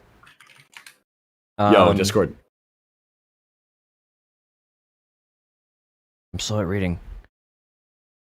Oh, yeah. Oh, yeah. Oh, remember? You know what I'm saying? Yeah. We gotta do this before we finish up video. You could just say it instead of us having to pull our phones out and read it. What is this one? Oh, yeah. So, new class. I'm going to try to pull up an image of the new class. Oh, new class hype! Oh my god! Can you just show the gif of you eating pizza I want instead? to show it. All right. So it looks sort of like a lawn armbands with a scimitar in the back, but a sorceress talisman. So are we getting like a main hand awakening weapons the same as lawn, and then awakening main hand's gonna be scimitars and talisman's gonna be offhand? Where's the talisman? What are you talking about, talisman? So link the picture. Okay, here. I don't know how to do that. Post it in Discord. It's okay. It's on the hide ball thing, right? Thank you. I got Joe. it. It's in there. Joe got it. So yeah, basically a talisman for a sorceress crosses from her left shoulder to her right thigh. That's where it crosses. And so this one has a talisman, but instead of going to left to right, it crosses in the middle and goes back both ways. But it looks very similar to a talisman of a sorceress. Can you send me a picture of what you're talking about in Discord so I can see it in relation? Because I don't know what you mean. Yeah. Actually, I don't know. Are you talking about this thing right here? Yeah, Okay, this thing in the center of the back. Yeah, go to the pearl shop and look at sorceress outfits and look at talismans, and you'll see the semblance between them. That's the best way you can do it, and that way you can show Pearl shop sorceress and outfits. So I've heard male sorc and swashbuckler, God. Kind of like maybe a roguey type class or something. Oh, I want a swashbuckler. Like gangplank. Dude, I don't want a male sorc. Where did that idea come from? The talisman, that's it, and it has the smoky vibes around him too. But I think it's. I hope that it doesn't have the iframe. I want to have the sorceress kind of like melee magic type deal, but I don't want the iframes. There's too much of that already. Scimitar seems like an odd weapon for a male sorc. I'm not seeing that connection. So I heard that the idea came from the combination of the visual of that class plus the Black Spirit Wish thing that we got a couple months ago. Someone said someone on a magical journey will join you this summer. Like that was I'm not kidding. Like that's where it came from. Like the when you asked, oh, is there a new class coming? And it says someone with the magical journey will join you this summer, or someone engaged in magic or some bullshit. So I think instead of looking at a picture of a dude's butt and trying to figure out what this class is going to play like, maybe we should have a conversation about what we would like to see from a new class and what would be interesting, dynamic, etc. What do you want to see come out of a new class for BDO?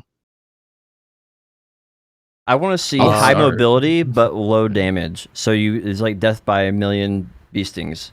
Maybe reduced healing when they attack you, something like that. So basically, you can move around a whole lot, but you're not going to be able to kill somebody one combo. So all our classes in BDO are like one combo classes. So like healing reduction on attack, like you're poisoned or something. Maybe it would damage over time. I don't know. There's lots of cool ideas I could do. I'd like to see some more EverQuest 1 type classes in here, like an enchanter, right? Or a necromancer, stuff like that. Stuff that opens, because they dip their toe in it with Shy, right? It's a terrible class and it destroys Siege with their fucking bubble, but it's like the right idea, wrong execution kind of thing. And I'd like to see more of that just done correctly instead of haphazardly and ignoring that PvP exists in this game. But like having something like that, like somebody who doesn't do damage, they're close with Shy, but it's not. They didn't do it right, in my opinion. But I'd like to see more like that. You know, like we already have pets in the game. We could do necromancy. You could have a debuffing/buffing class in a way that's fun and entertaining, and you could still kill people. I don't understand why the Shy can't do damage, or it. You know, they went too heavy on that. But I'd like to see more interesting things like that to, like to your point, not have the one combo class, because we already have 19 of those. Yeah. 18. You're talking about what class you want to see overall, not what you think this is going to be, right? Yeah, I was saying instead of trying to figure out where he's going to put that scimitar, you know, what we would like to see from a class coming into BDO. I would love to see some kind of like necromancer warlock type class that can, like, you know, drain life, and I don't know, maybe long animations but sort of hard to kill, something like that. Yeah. I think that all of those things would be terribly interesting. I think that one of the things that a lot of people in the public are asking for is there's like a really big, overwhelming curiosity for necromancy. Like people are they're all like, every time you talk about new class BDO, it's just necromancer in chat. And yeah, I get it a lot.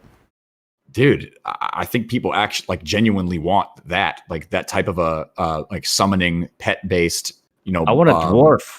The AI is so bad. They're already in the lag and game. The servers are so Just bad. give me I'm a playable concerned. Amerigo and give me a shovel. Dude, all I think about is Dwarf Archer from Arcade. That's all I think about is the damn Archer. Those guys jumping around back and forth, sidestepping, and they like somersault and like flip around in the air. Look like little Yoda from Star Wars Attack of the Clones. I don't want a bow. I want a shovel. No, I want imagine dual wielding great hammers, like By spinning great around. hammers, you mean shovels? Then I'm 100% on board.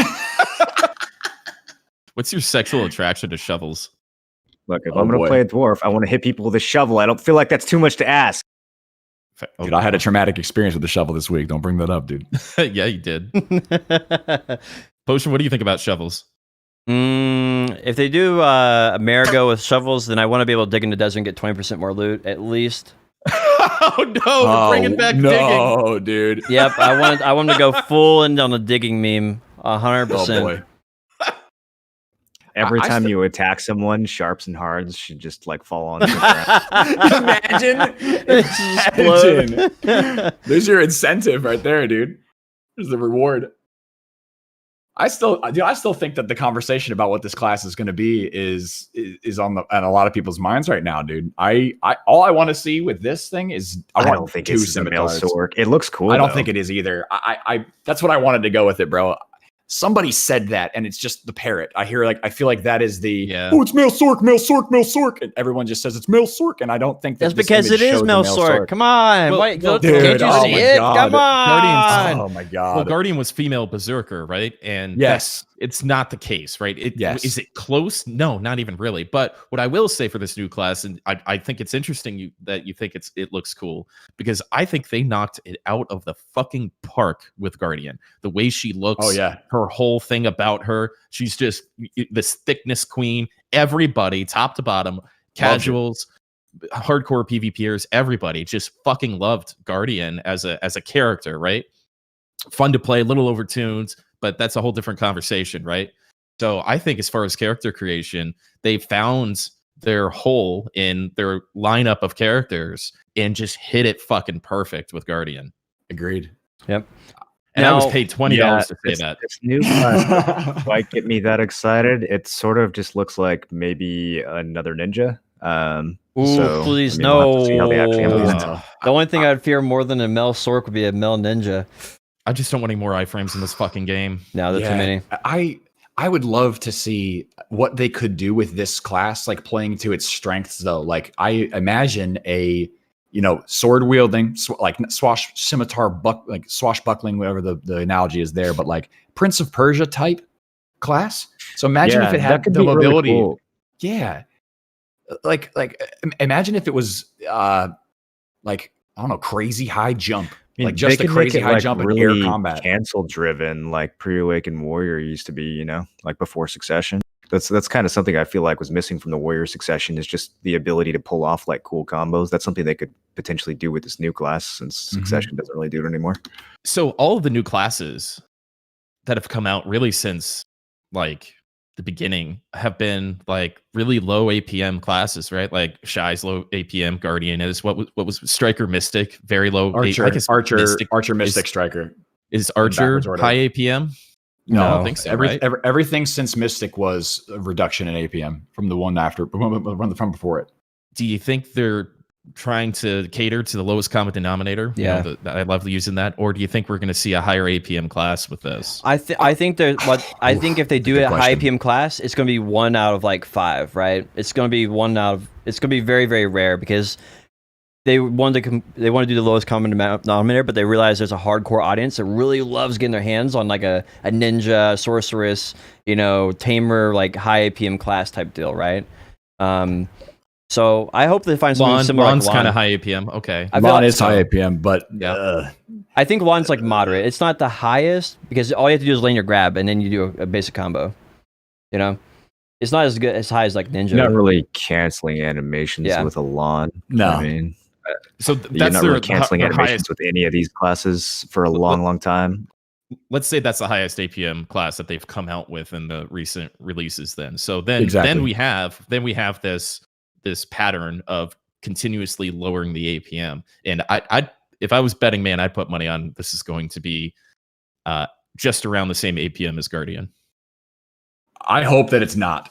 What Reticent in chat just said, low PM because of console, in his opinion. He thinks that the classes are getting easier and easier so that they can play on console or translate to console better. Yeah, because Zerga doesn't translate to console at all. Yep. Those kids that play Sork on console, though, holy shit! And Musa, they'd have to turn the thing all the way up so they could like sneak around behind you. They figured that shit out, man. They really did. Yeah, all the shit I've ever talked about console. Respect to the kids that play it. That's nuts. And trying to track a Sork with I felt like such a boomer. I'm like, how do I track an iframing Sork with this goddamn controller? Because you normally get close, right? But then you can't turn any faster, right? You can't whip around, so you get close. You're like, well, shit, now they're behind me. What the fuck do I do now? Anyway, Console X BDO is interesting. I can't believe it's it's just interesting. It's a different game, man. It's a different game. It's a different game. I think that this is definitely one of the hottest things that people are talking about right now, is what the heck this actually is, and what it's going to mean for the game. If they came out with another like Lon type class, right, that had like the same type of feel of Lon, but like magic based maybe instead of melee based. What do you mean feel? Based.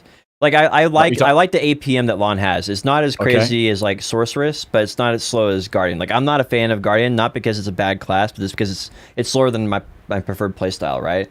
Do you want this class to have something unique directly to it as well? Oh yeah, for sure. I was going to ask you guys, what do you guys think about pets? Because like the AI in BDO ain't that smart. It's just not. I don't think it would work. Like that's if it was Necromancer. I'm worried about lag, honestly. Yeah. Oh man. Imagine having a large scale. Have 100 people, 10 pets apiece, 1,000 pets running around per team. There'd be 2,000 potential pets running around. Wouldn't that already be a problem with Witch Wizard then in the game right now with pets? I think it is to some extent. I don't know how much laggier they make the game, but I'm sure they. Oh boy! Imagine a meta class that was all pets, and it was like 100 of this new class with pets. I say I've been talking about Necromancer for a while because people ask about it, right? And I think that should be the class himself. The character is the Necromancer, right? So he basically necromanced himself back to life, and so when he uses his power, he becomes more dead, right? And then he's like, so that's the balancing like mechanism. Dark Souls. Yeah. So if he uses up all his power, he's like a full skeleton, and he has to like recharge up. So something like that, where he's basically that's his power source. I don't know, but I mean that's the only way I can feel like a Necromancer would work. because I just don't think the pet thing works. It doesn't work. So I don't know. I was just trying to be creative with the solution. A full like bare bones skeleton would look so hot in lingerie. Dude. Like I think they could really sell some. Angel wings, Puff, Mini, Zerker, and Necromancer. Oh, dude! Oh, Cabilius on a necromancer. Santa hat. That's there you go. Dude, imagine a class that was like tanky that did no damage, and then as you decayed more, you did more damage, but you took more too. It was like a slider. You traded one for the other. Yeah, that's the kind of thing they could do with the necromancer, right? Yeah, like but that would require them going kind of way outside the box. Mm-hmm. You couldn't do underwear for a skeleton like that, because then you'd see his boner. Get the fuck out of here. Just okay, so moving on. Challenge been catching the podcast. Do the Heidel ball thing? Are you gonna try to go to the Heidel ball? They have another one of those. Stupid drunk and typed some stuff on my application, and where they said link your video, I said I don't fucking think so. So I don't know if I can get picked. Probably it's not. like 4 a.m. Yeah, I also don't know with my timing. The timing of my my disembarkment. There's not even a fucking word leaving this program. I don't think I'm gonna be. I doubt they even know, dude. Prolibus. I doubt they even know that you left. Oh, maybe I still have a chance then. Maybe I do. Yeah, this is a PA thing. I think you're okay. Oh, okay. Oh, okay. I got the page open right now. Let's go do it. I don't think that you honestly miss anything from not being able to attend, because they're going to be showcasing that lobby. You get on to the stream. Put your questions forward. I think that's the main thing of going. Man, they're gonna. There's no way they're gonna let. You don't think they're gonna pick your question anyways? I think they're gonna pick the safest questions possible. They're not gonna. If I raise my hand, there's no way they're calling to me. I think the four of us are pretty fucked out of this one. Yeah, that's why I wanted to do a podcast with us four, because it's just we're all a little unhinged. Oh man, I'll drink to that. There you go, dog. That's all I got for BDO. I think that was like probably the biggest piece of news this week. Other games? Sure. Yeah, you want to spend like 30 minutes talking about other games, but we're playing. Moreland, I want to pick your brain this week, dude. You got to tell me about Last Oasis, man. I think that should be the game to talk about. So there's actually I think that's the only thing I want to talk about. Oh, you got another one? Two other games that are doing really well right now. Albion Online is, I don't know if it's at an all-time high, but it's definitely like doubled in the past couple months. Right now. Holy shit. Albion is crushing it right now. They had a big update earlier this year. I played it a bunch. It's super, like, it's just in a really good place right now. It's a little bit zergy, like the update, the new map that they had. It's kind of numbers dependent, but there's still a good amount of content for like smaller squads, and a lot of the zergs, it's pretty easy to join anyway. So if you are looking for a new game, highly recommend Albion. And then Last Oasis. Last Oasis completely surprised me. It's an early access survival MMO, and as soon as I heard that phrase, I immediately went like not interested. But it's completely shocked me with like how like well designed it is. Obviously, it's early access; it's got some bugs, but it's in a really good state. The game feels like nearly finished, actually. In a lot of ways, it's kind of missing some late game content, but it's a sandbox, so it doesn't really matter. Like the content is just picking fights with players and political wars and moving across the world and shit like that. But yeah, dude, I've been really enjoying Last Oasis. Like I can just play that game for 10 hours straight. It feels like 5 minutes went by. All right. So for people who don't know, can you explain a little bit about Albion Online and Last Oasis? So Albion Online is a full loot, like isometric. It's kind of like playing like a MOBA. That's kind of how I can describe the content. It's like a MOBA, but not as smooth. I'm not a huge fan of the combats, but it's got its moments, and the large scale fights are crazy. You have like 200v200 Zerg battles where you're jumping on and catching a clump of like 20 players, and then your mages are AoEing them down, and then everyone who dies, you get to vacuum up all their loot and then run away and deposit it and hope that your guildies don't notice you. Combat looting, it's fucking amazing. An open world PvP game where you can play any way you want to. You in a player-driven economy. You can be a gatherer. Yes, Joe, we know you're entertaining. Thank you. In the world of Albion Online. Do they still do that thing where if you gather, if something's been gathered or killed recently, you get like less rewards for killing it? No, I don't think it's been like that for a while. They made the progression like way faster than it was a couple years ago. It's like 5 times faster. You can level up pretty quick. It's a pretty intimidating game to jump into. I've tried a couple of times and I felt very overwhelmed. It's all about who you're playing it with. Like, it's one of those games I wouldn't really recommend playing it solo, unless you just want to be like a merchant or something. But if you find a good group of people to play with, that game just is always popping up. So serious question. What is the gameplay like battle system wise? Because I think that the graphics look pretty kiddie, and I've never really taken it seriously. But it's like imagine a MOBA, except you can have hundreds of people instead of a 5v5. So you're talking about like League of Legends? I'm pointing and clicking on my screen.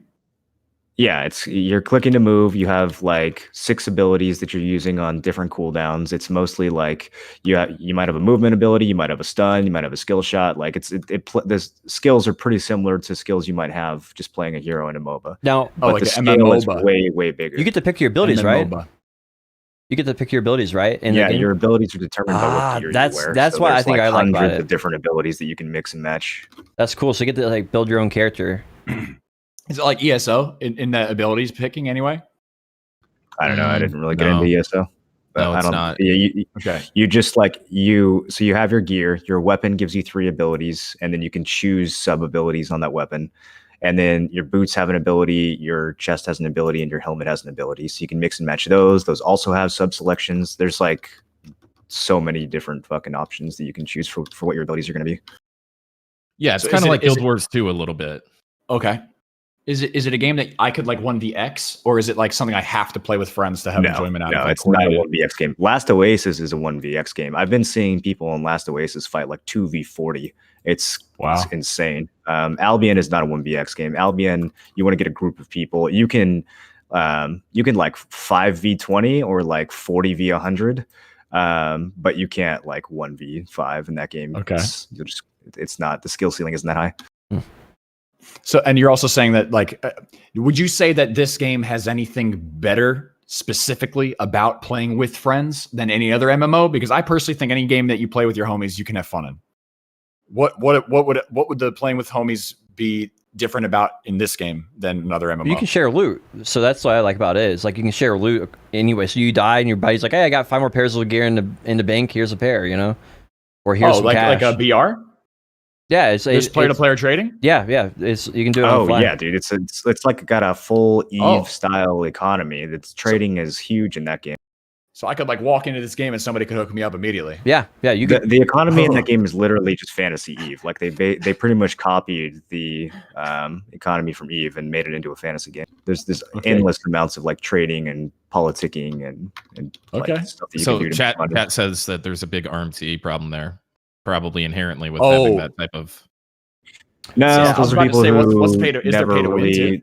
Those are definitely people who didn't actually play the game and don't know what they're talking about. There's not an RMT problem.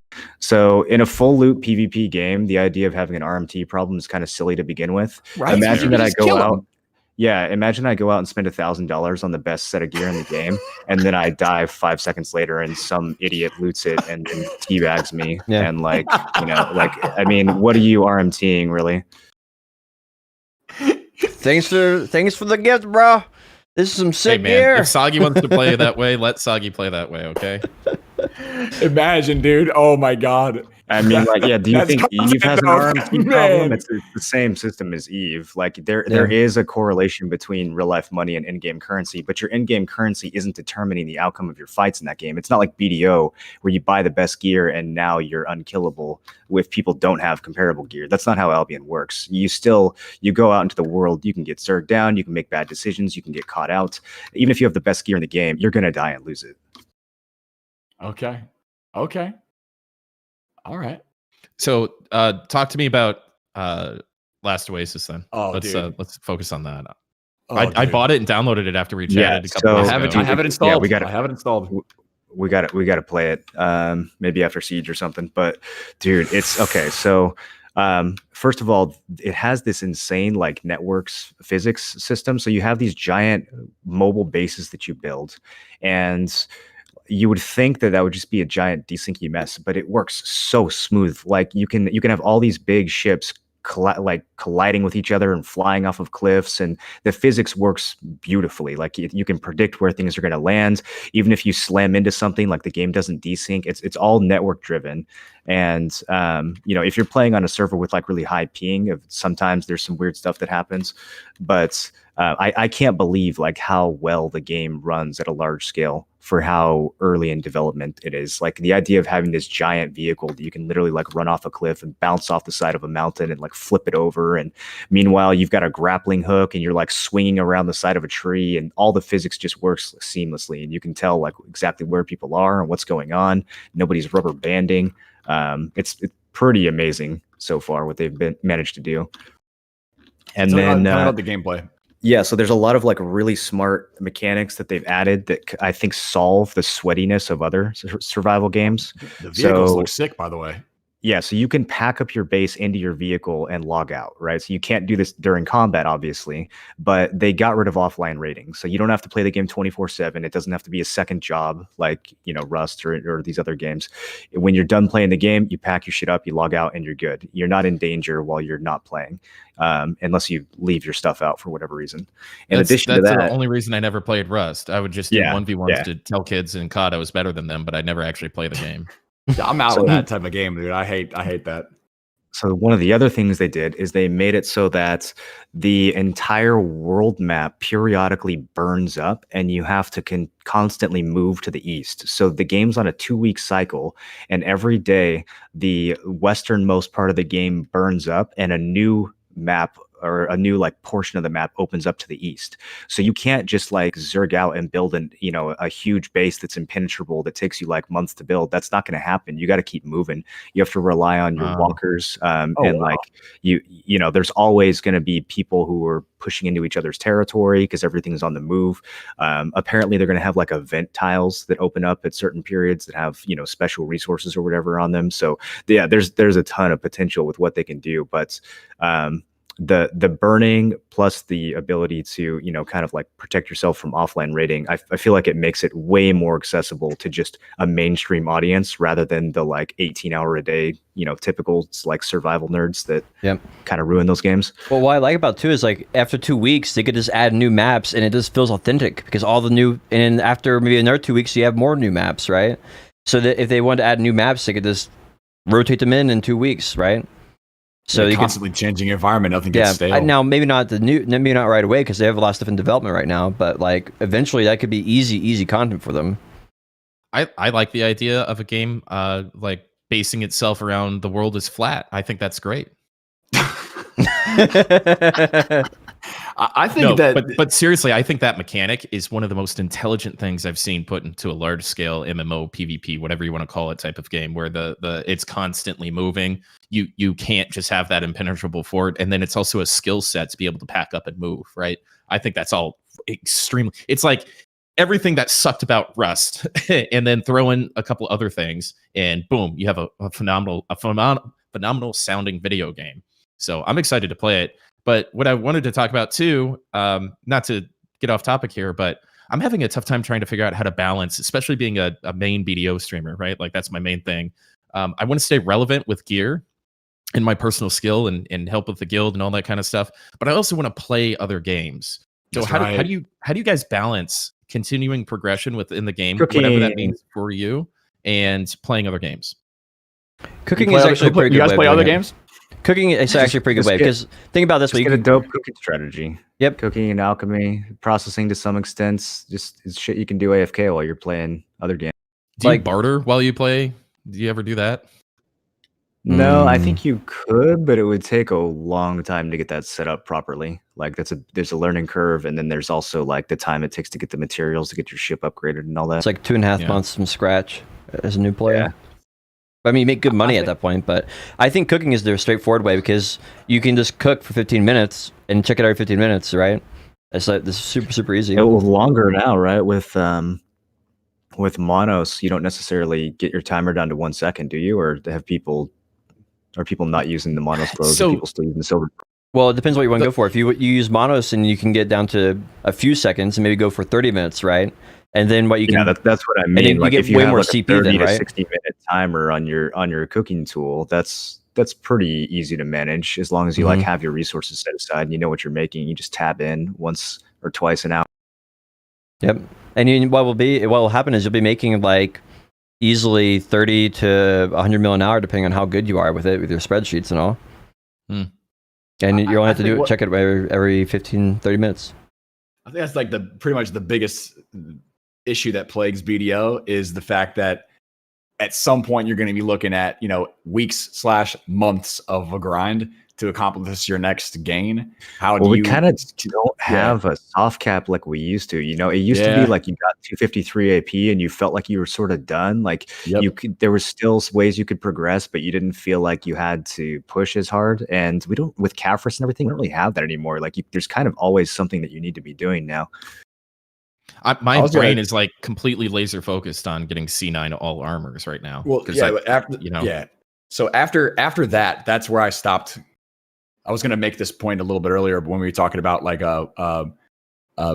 currently what's going on, I hit C9, I hit 305 or full tet accessories, and I started slowing down. Right now, like enjoying the best I can out of the game, making constant progress is huge, but I can't grind as hard as I did a year ago. I can't do the same things, the 12 hours in history, 16 hours in history. I've tried, but this whole mental health wise, this is hard.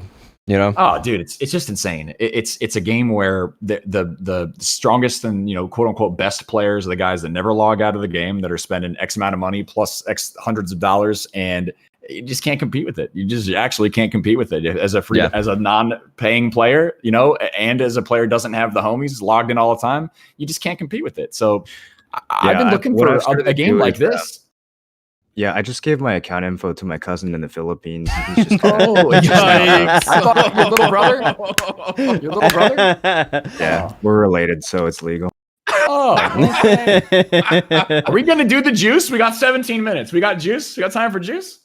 I don't want to go there. Yeah, I'm playing. I don't want to go there. I don't want to do it, dude. I think the idea of playing a game like this, where you could like go in with your homies, I could play for like 4 hours in a row and still have a fun time, and like log out and pick back up where I started in a game like this, in like last Oasis, or even if it was a game like BDO, but to not have to stay logged in all the time to play as a supplement or play as a complement to something else. Yeah, I think that's, dude, because I'm getting boomer age, man. I can't play. I don't have the fast twitch 12-year-old, ADD flipping Adderall reflexes. I can't be doing games like that, man. I can't play that. Yes, you can. I've seen you dance around in my living room, bro. Whoa! I heard there's lots of room for activities there. Lots of room for activities. I like that. This is tease for future content, eh? but so I want to kind of wrap this around into other games. I think one of the biggest things that I dislike about, I'm a dad too, right? So I have to do dad stuff, and that takes up time, and that's wonderful. But one of the biggest things that I kind of miss about before I started streaming was like one of my greatest gaming experiences was playing the Mass Effect trilogy years after it came out. And I just don't, like, if I was streaming during then, I don't know if I'd really afford myself, because now playing video games is a business decision. I think Moreland's done an excellent job of kind of setting himself up to be able to not miss out on other games. And I'd pay attention to that, because I miss these games and I really want to play them, whether or not they're marketable on my Twitch channel. I still need to take the time. That's why I almost never stream on Fridays, is I just hang out with my friends and play Call of Duty, right? Yeah. A different game, just turn it off completely. But it's hard to like do a Dark Souls run through at this point. You're talking about frustrating game without you're talking about a balance, right? You have to balance out work life, because at this point, streaming started off as a hobby for fun, right? And now it's business. And so when you turn it off, there's nothing wrong with turning it off, and then let's just pick up the game that you want to play and then go have fun for 4 or 8 hours, whatever, Like I think that's the solution to some of the games, and games that are marketable to the people that want to watch them on your stream. Then you can pick it up. Like if I want to go and play, I don't know, RuneScape right now, that might work, right? But if I wanted to go and play Fortnite, nobody would watch me, right? Yeah, it's a really tough Fortnite. I would watch the fuck out of you play Fortnite. We like Potion Shop though. I think it's one of the toughest things. One of the toughest things that you face as a full-time content creator, when you have the transition from hobby to job, and then you say, well, what am I going to do? Am I going to be spending my time live growing? Or am I spending my time live building a community? Am I going to be spending my time live enjoying? and it's a serious decision. You know, I've made my decision. I know what my business identity is. I know what I'm trying to do. I know where I'm going, but that doesn't mean that I can't have fun when I'm doing it. Like we played Final Fantasy VII, the remake. I had a chance to play that game a day early from Square Enix, you know, from the relationship that I have with that company. But that's the only new game that I've played in like, I don't know, a year and a half on my stream, you know? So it's tough. For me, if I'm playing video games all day, I don't necessarily want to play more video games when I finish my stream, unless it's continuing work. You know, like I've been grinding this game 8 to 10 a day, plus, you know, 4 to 6 hours extra some days in my free time. And this last 2-3 months, I've finally taken a step back and just said, you know, like let's enjoy life. Let's take a step. Let's like not just play BDO all day, every day. I think there's nothing wrong with it, like if it's done correctly. So I'm not going to be a Valorant streamer. I think that shit's ridiculous. Honestly, I'm not going to be a Valorant streamer. I'm not going to be a Fortnite streamer, but I think that showcasing games within my wheelhouse or within, you know, that share similar aspects of the genre that I'm currently playing, I think that's something that can be really easily be done. And at the same time, like we all have opportunities to sell the fuck out anytime we want. Let a company tell us what to play, you know? You know what I'm talking about? Hell yeah. Oh my God, I need to respond to that email. I forgot. Yeah, you do. Yeah, you do. Anyway, shit. You're welcome. Raid Shadow Legends. This is Raid Shadow Legends. Play now. Download now. My clan on Raid is recruiting. If any of you guys want to. Oh, is there a code? Is there a code I can use? Well, hold on. I'm about to do one of those things. So don't sign up yet. Don't sign up yet, guys. Don't sign up yet. I'm in negotiations. All right. But I saw that you actually have a clan and you're active with that game. It's a good second monitor game. Yeah. Is it really? Honestly, which grind simulator? Yeah. Which do you enjoy more? It's a mobile game. Do you like BD Mobile better than Raid or mobile?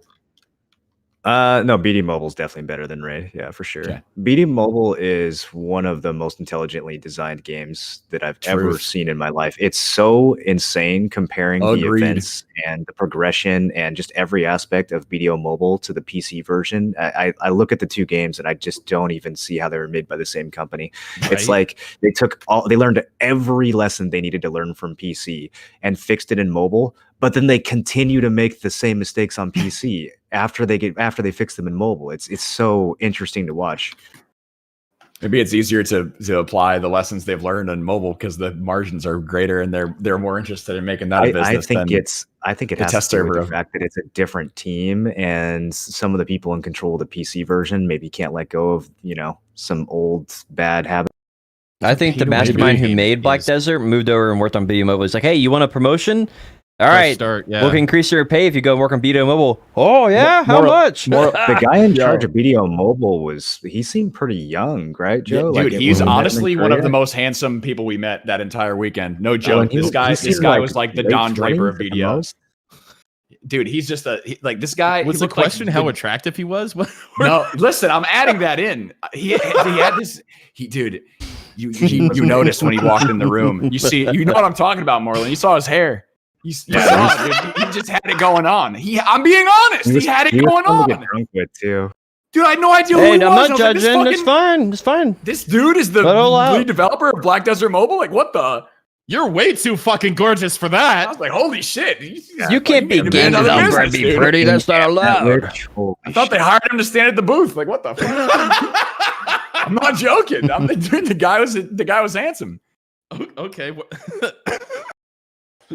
Moreland, am I wrong? He's a good looking guy. I mean, dude, I'm keeping it real. You were in Vertex, you know what I'm talking about. That's a good point. Were you gonna make a point about this handsome man? I'm sorry I cut you off. We got like 10 minutes left. Let's you guys want to go into Q&A for the closing? Questions from chat or questions from mods? What do you think? You guys just pick them from your chat how you want them. I don't know how you guys run your streams, so just pick some questions from your chat, however you decide. And slash unban all. Here we go. While we get questions, I can type again. Yay! I wanted to ask you guys if any of you play FPS at all. like on or off stream, or did when you were growing up, or anything like that? Play any Counter-Strike or COD or whatever? I'm trying to see if Halo. this Modern Warfare 2 remake is going to have multiplayer, because I played that back in the day. I could get a nuke here and there. I played Call of Duty or Modern Warfare 1, 2, and 3, and then I didn't play anymore. And then I played Halo a whole bunch. Mainly Halo 3, Halo Reach, and Halo... What was our one? ODST or something like that? So you're a console FPS player then? Yeah, and I'm terrible at FPS on PC. It did not translate at all. Same for me. I didn't have a serious computer gaming setup until like the AMD hooked me up with my rig. I played console my whole life, console FPS. It was what was it? Modern Warfare 2, Modern Warfare 3, PlayStation 3, and that other game that the guys looked like bees. The Instinct, or on PlayStation 3 release, it was like Killer Instinct. No, it wasn't Killer Instinct. It was forget the name of it, but it was fun. It actually used the DualShock. Like you could get into a vehicle plus like you, and I don't remember what it was, but ton of Call of Duty on console, and I'm just not that good. A ton of Halo 2, ton of Halo 3, but I haven't played those games since like high school, since college. LAN parties, man, I miss those. Dude, oh my gosh. Just something different about playing a game on a couch with your friends, and like the camaraderie of like playing with somebody in person. Internet, tons of online games and online matches and lobbies and shit. I don't think I've seen a human being in 3 months, bro. It's well, growing up, so I always had a computer, right? I played a lot of FPS, and I think my 16th birthday, my dad like rented computers or something, and we had like it was bring your own computer. I had a bunch of friends with computers, and we rented a bunch of monitors from Circuit City and had a LAN party at my house, and we all played Counter-Strike 1.3, I think at the time, or maybe 1.5, and then LAN centers started popping up, and like my 18th birthday, I think, was at a LAN center, and we all played CS 1.6. And so that was like what we did growing up, is we played WoW and Counter-Strike since 1.1. And so it's been weird. WoW really took over for me, going from, I was okay. I was way better back then than I am now at FPS, but MMOs just took over for me because they're just so much more content and drama. The sandbox idea of not being at a theme park. This is how you're supposed to enjoy a game. You can make your own fun. Really drew me away. And then like FPS is a young man's game. I follow a guy, Brood Gaming. He's 31 years old, and he's a professional Apex player. And I got a lot of respect for that, because it's a bunch of 16-year-olds that are popping that shit off. But I wish I could play FPS more, and that's why I have fun going back to like Warzone for COD. It's palatable in small doses, but it still scratches that itch for me. So question here is the state of Musa. What do you guys think the state of Musa is? I don't really want to talk about that. I don't know anything about Musa, so I don't think I wouldn't be able to comment. It's okay in PvE. Node Wars got a buff with split damage being removed, and that's about all I know. I put one in the general Discord. Oh, you can read it out. That's good. Cool. Alicia, Juju or Sushu, I don't know how to pronounce that. Do you think this home event they are doing will impact in some decisions for the future of BDO? Because I think they don't listen to anyone. They just do what is in their mind. What do you guys think about the Heidel Ball with these questions coming up? I think it, more than anything, will create an illusion of them paying attention. I think that's all it is. I think it's just hot I air. like the Heidel Ball. I think it's cute when they do the little dinners and they make people. They had like the black dessert contest. Yes, like it. I think that unique opportunities to bring a community together to understand the scope of this game is really important for people to understand that there are people playing in different regions. How many countries is this game played in? And how many people could you potentially connect to that are fans of this game? How big is the reach of this influence? Like, I think that's a very important thing to understand, but really also understanding that what the individual and what the community wants and whether or not they care about that. I think this is something for them to do for some good publicity, to create a cool event, to also make it feel like that. But, we will see the direct impact. I think one of the crazy things that I've said over time is what they tell us and what they do is very different. And you've seen that from the last Heidel Ball, the last Calcium Ball, the last roadmap, and everything they have literally said to us up front There's been a big difference between what they've predicted or what they've told us to anticipate and the exact reality of when it got put into the game. So you just gotta take it with a grain of salt. Yeah, I feel like the basic idea that they're going to have is that the Heidel Bell will be like really accurate for the first month, and after that, it gets less and less accurate. That's at least for that one in particular. What do you guys think about new MMOs that are coming out? New World. I guess Last Oasis is technically an MMO, although debatable. What do you guys think about some of the newer MMOs that are coming out in the future? Has anyone played New World lately? I don't know what that game is anymore. Like, it stopped being a PvP game, and now I don't know. Well, it's not officially out. In PvP. Yeah, but I mean, they have a beta, and they've been giving people invites. I just don't know anyone who's really played it like in the last 5 or 6 They've months. been people that are doing it now they're being very strict on their NDAs, I think, so they're not talking about it. The only thing I know is Star Wars. Sorry. Go ahead.